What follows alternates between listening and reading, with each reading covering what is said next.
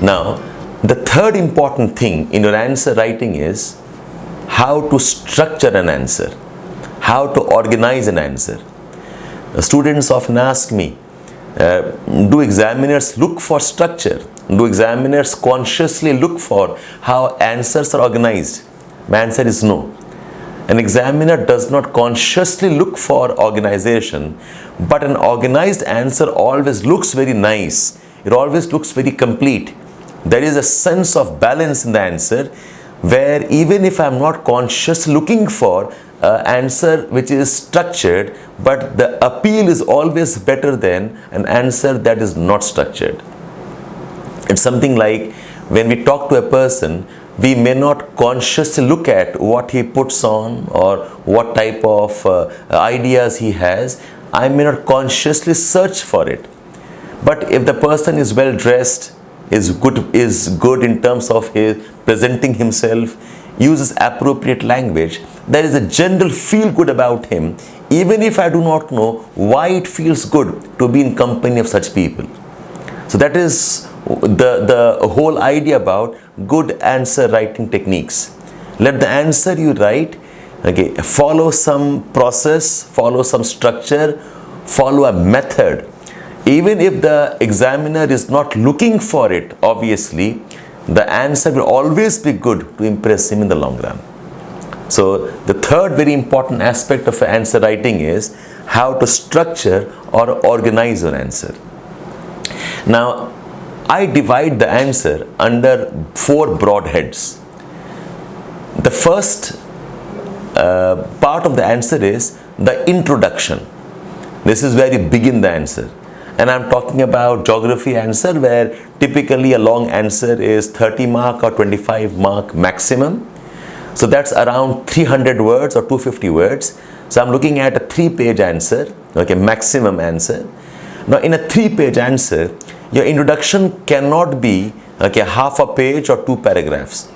It has to be a short, crisp introduction, which is generally 1 sentence or 2 sentences. Try to keep it in within 20-30 words. Okay, try to keep it within 2 or 3 sentences. Okay, 2 or 3 lines, maybe maximum 2 sentences. A short logical introduction. An introduction of this kind requires that you look into some keywords of the question. I'm discussing introduction here. It should be short, crisp, and very importantly, it should be befitting the question asked to you. That's the first part of the answer. The second part of the answer, in geography, I suggest come to a diagram or a pictorial representation immediately.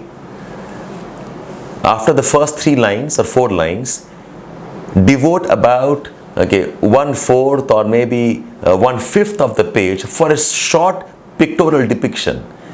By pictorial depiction, I mean anything which is not regular text or bullets. It can be a small table, it can be a pie chart, it can be a graph, it can be a map, it can be a sketch of a landform, a map of a region, okay, a schematic or a flow chart, say depicting what are the factors influencing something. This type of pictorial depiction breaks the monotony of an answer. Now students ask me, why do we have to draw a diagram as early as the 3rd or the 4th line in the answer?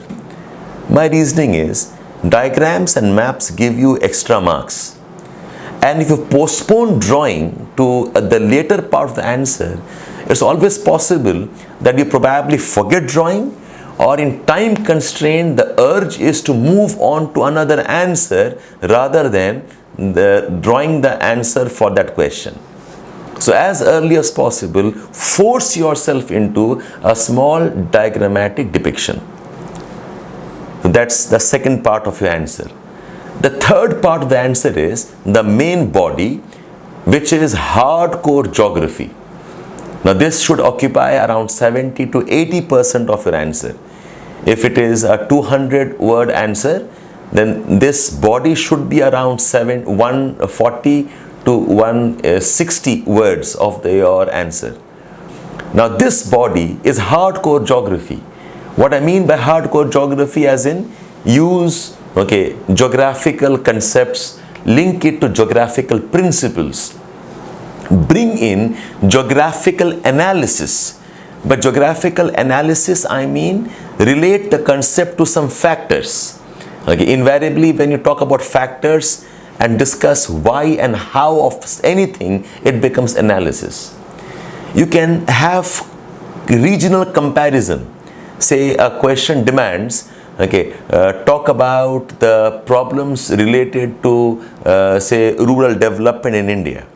So you could have a small regional comparison. What are the problems of rural development in hill areas vis-a-vis what are the challenges of rural development maybe in the dry plains or the plateau regions of India. Say a question asks you about discuss geosynclines. I can again bring a regional concept here. The geosynclines that we know in India and some of the ancient geosynclines in part of the US. So Appalachians, compare them with the geosynclines we have in India, like the Vindhyas. So regional comparison using maps is a very nice way of bringing geographical concepts. And of course, you can always have additional diagrams here, additional maps here. Another way of enriching a body is using case studies in geography. In fact, case studies is something that isn't unique to geography alone.